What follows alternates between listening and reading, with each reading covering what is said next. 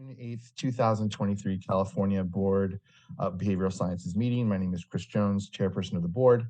Before we convene, I would like to remind everyone present that the board is a consumer protection agency charged with administering and enforcing the board's laws. Where protection of the public is inconsistent with other interests sought to be promoted, the protection of the public shall be paramount. The Board of Behavioral Sciences will hold a public meeting via WebEx platform. Pursuant to the statutory provisions of Government Code Section 11133, teleconference locations are not provided. I will announce when we are accepting public comment on the various issues. For each public comment period, we will first be accepting comments from the participants in the audience. Well, we have no participants in the audience in the room. The moderator will open the lines as appropriate so that the remote audience members can comment. Each commentator will have 2 minutes to comment.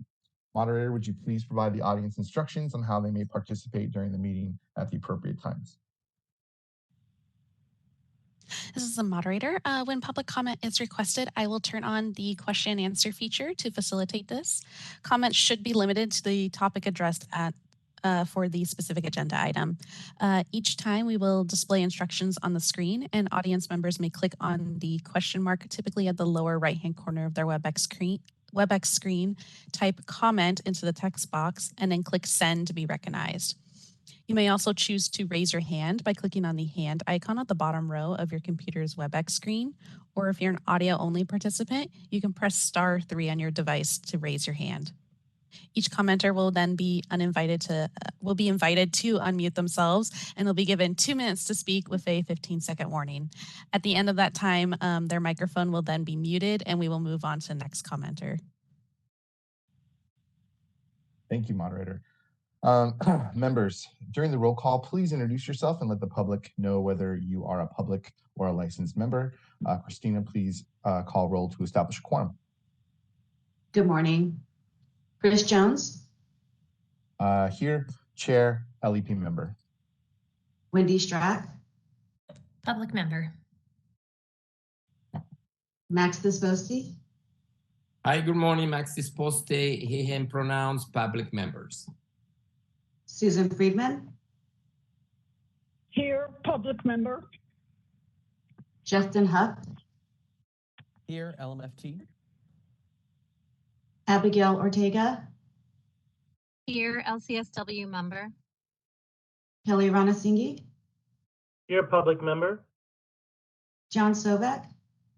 Here, LMFT, pronouns he, him. Eleanor Uribe. Here, LCSW.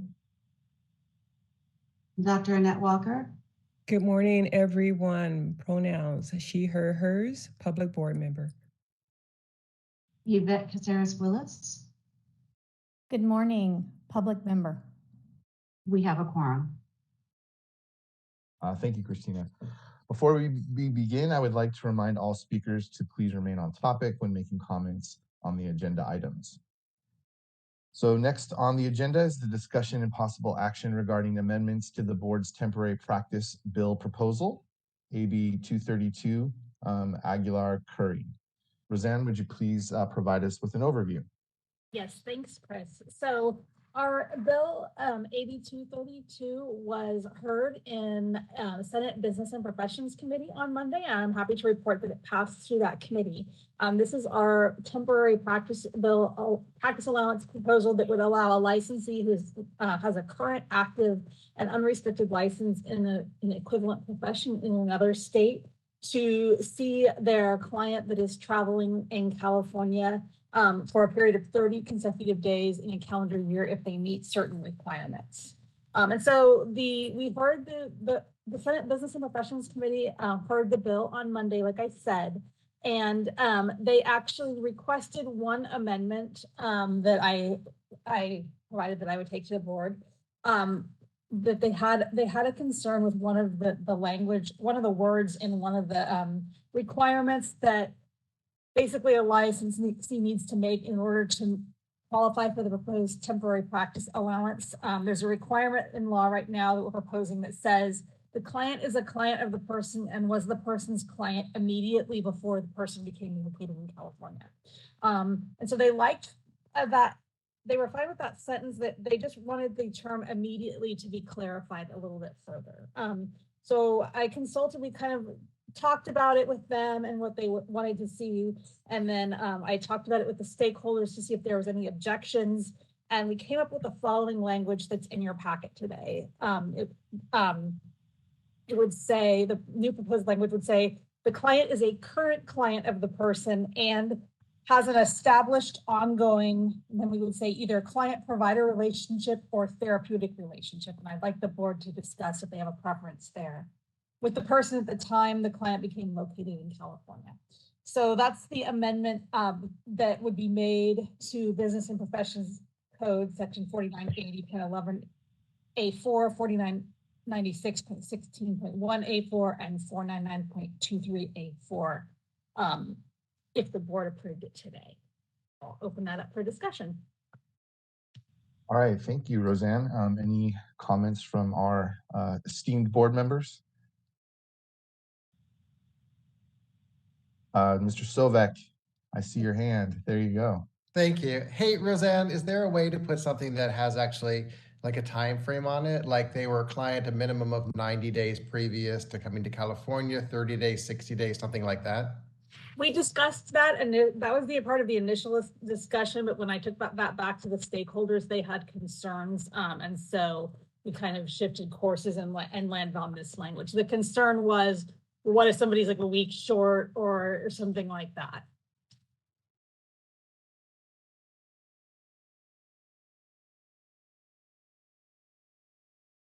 Okay, John, yeah, I don't know if you had another thought. We'll move on to. Yes, let me. There's someone else because I'll hold. I do have some thoughts, but. Okay, Dr. Walker. Yes, thank you. I just wanted to ask if she could repeat the proposed language, new language. Sure. It would, the proposed language would be, the client is a current client of the person and has an established ongoing client-provider relationship, or we could say therapeutic relationship, with the person at the time the client became located in California. Okay, I do like what you just said, therapeutic relationship, to define that. But it was, so the wording immediately was, yes. Okay. The word immediately, they wanted a little bit more clarification on what that meant. Okay, so yeah, so with Sovek, I was kind of thinking the same thing. So, okay, let's see where this comes out. Thank you. Mm-hmm.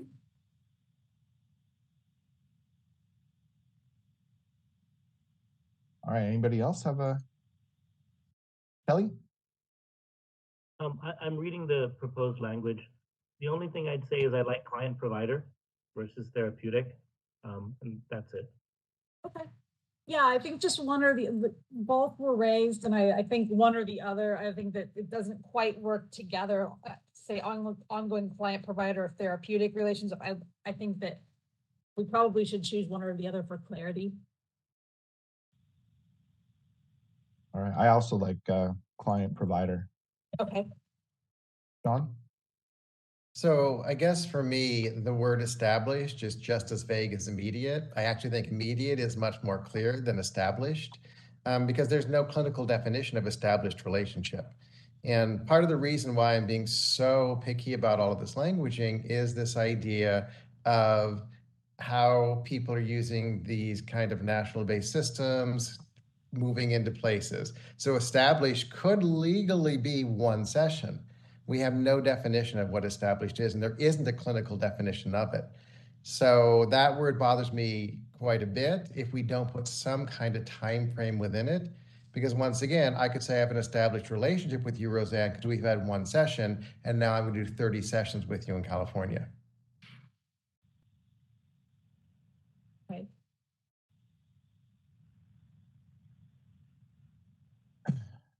Max, I saw your hand up. Did you have a comment?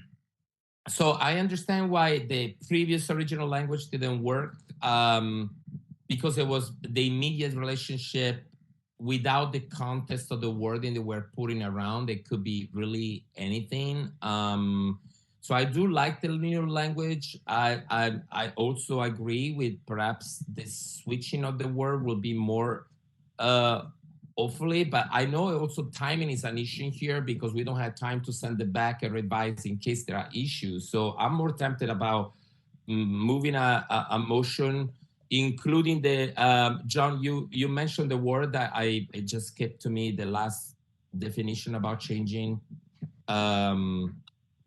Gosh, I wish I wrote it down. But anyway, I'm moving more in the direction of approving the language that was in our package, so that since there's been already a conversation between our staff and our stakeholders, I want to make sure that this doesn't find any other obstacles in moving forward. So I hope before making a motion, I want to see if everybody is in support of that, but that's what I'm planning to do. And I will say that that's been discussed with the Business and Professions Committee. They asked that the term immediately be just a little bit clarified. They're okay with this language. We do have the 2-year sunset, so if there is an issue, we can come back and revise it. The stakeholders just expressed some concerns about having a drop dead number of days in there.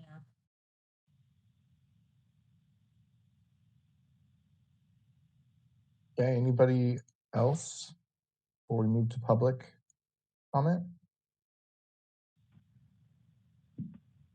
Okay, are there any comments from the audience?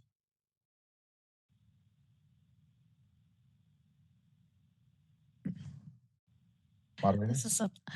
This is a moderator, and at the direction of the board, I've opened up the Q&A feature for public comment. Members of the public, if you would like to make a comment on this item, please click the Q&A icon located at the bottom right-hand corner of your WebEx screen, or use the raise hand function. And audio-only participants may raise their hand by pressing *3 on their device. I'll go ahead and pause a moment to allow the public time to access these features and submit their requests.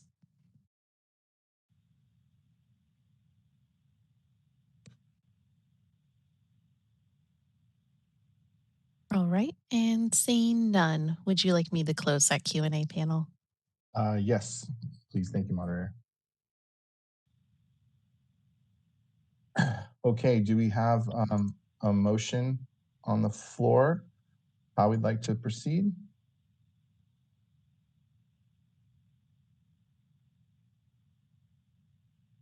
I'll move a motion in support of the language presented by our staff. Kristen, Max, would you like me to read a motion with the language one more time? Okay. Yes, please. Yes, Thank you. please.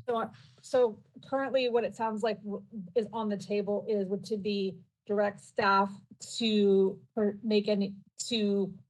change the language, amend the language so that it A4 says the client is a current client of the person and has an established ongoing client-provider relationship with the person at the time the client became located in California. And that amendment would need to be made to section Business and Professions Code section 4980.11, 4996.16.1, and 4999.23. So we would direct staff to make that change and any non-substantive changes and submit it to be amended into AB 232.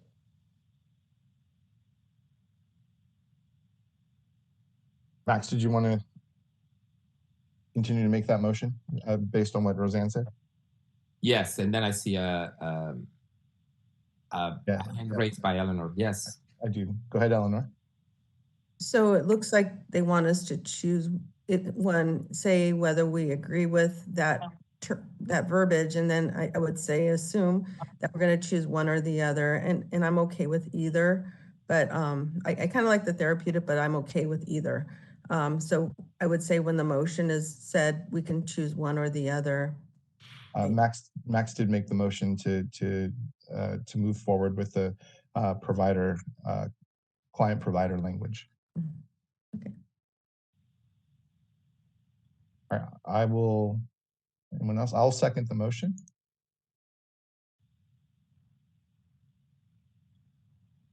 Any other comments from the board?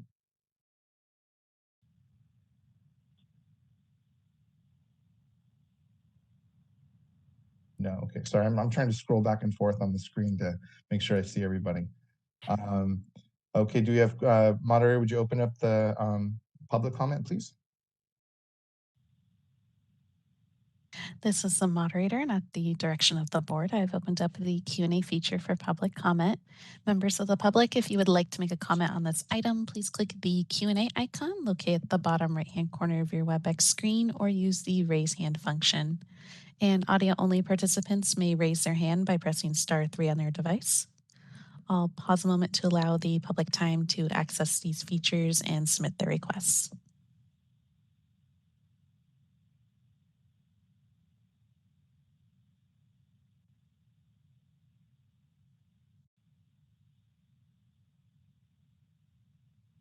All right, and seeing none, would you like me to close that Q&A panel? Yes, thank you, moderator. Okay. Christina, can you please take the roll call vote? Yes. Chris Jones, Yes. Wendy Strack, Yes. Max Disposti, Yes. Susan Friedman, Yes. Justin Huff, Yes. Abigail Ortega, Yes. Kelly Ronasinghe, Yes. John Sovic, Yes. Eleanor Uribe, Yes. Dr. Annette Walker, Yes. Yvette Caceres Willis. Yes. Motion carries. All right, thank you, Christina. Next on the agenda is our suggestions for future agenda items. This is the chance to suggest topics that you would like to include in future board meeting discussions. Do any board members have anything that they'd like to put on our future agenda?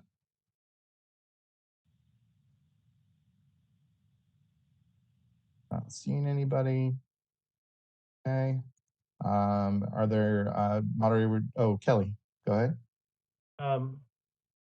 Chair Jones, I would like to put on the agenda a future item for resolution in honor of Mr. Disposti. I think that would be a great idea. Hey, I'm alive though, so I want to make sure people know that. We won't make it a memorial to you, Max, I promise. Thank you. I appreciate it. Thank you, Kelly. All right. Moderator, would you open up the Q&A for public comment? This is the moderator, and at the direction of the board, I've opened up the Q&A feature for public comment. Members of the public, if you would like to make a comment on this item, please click the Q&A icon located at the bottom right-hand corner of your WebEx screen or use the raise hand function. All right, and it looks like we do have a request for comment from Lisa Wenniger. And Lisa, you'll be given 2 minutes to speak and a 15-second warning. Please click the unmute me button when the prompt appears on your device. Can you hear me okay? Yes, we can hear you. Excellent. Okay, this is quick, and I might be inserting this in the wrong point in the meeting. I apologize in advance if that's the case. I am an APCC and a BCTMH, which is board certified mental health provider, and I am offering trainings in satisfaction of the new telehealth requirement that all licensees and registrants will need to have starting July 1st. The question continues to come up because the way the law is written, that the training for telehealth needs to include law and ethics related to telehealth. There seems to be a lot of confusion whether the 3 CEs can be applied towards the 6 law and ethics CEs needed for every renewal. There hasn't been any clarification that I can see so far. There is specific information in the telehealth FAQ that it applies towards the 36 total CEs, but nothing, the board seems to be silent on whether it counts as law and ethics CEs specifically. Thank you for your comment, Lisa. Well, this is the time for looking for a future agenda, board agenda items, but we can take that comment and have our staff investigate that for you. Any other future agenda item comments from the public, moderator? This is the moderator. Appears there are no further requests for public comment. Would you like me to close that Q&A panel? Yes, thank you. All right. And then next on the agenda is public comment for items that are not on the agenda. Please remember that the The board may not discuss or act on any matter raised during this public comment section, except to decide whether to place the matter on the agenda of a future meeting. Are there any public comments from our board members?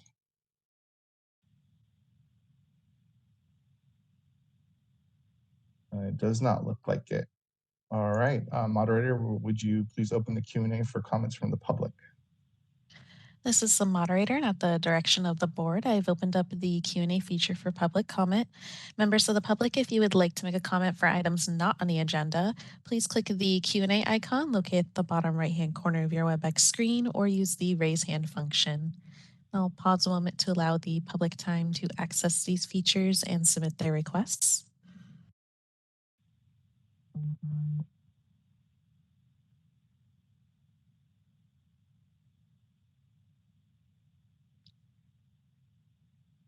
All right, and seeing no requests for public comment, would you like me to close that Q&A panel? Yes, thank you. All right. Thank you. As a reminder, the board will adjourn following the conclusion of our closed session. I'd like to thank the audience for participating today. We will be having our telehealth committee meeting that should begin shortly around 9:30. The board will now be moving into closed session.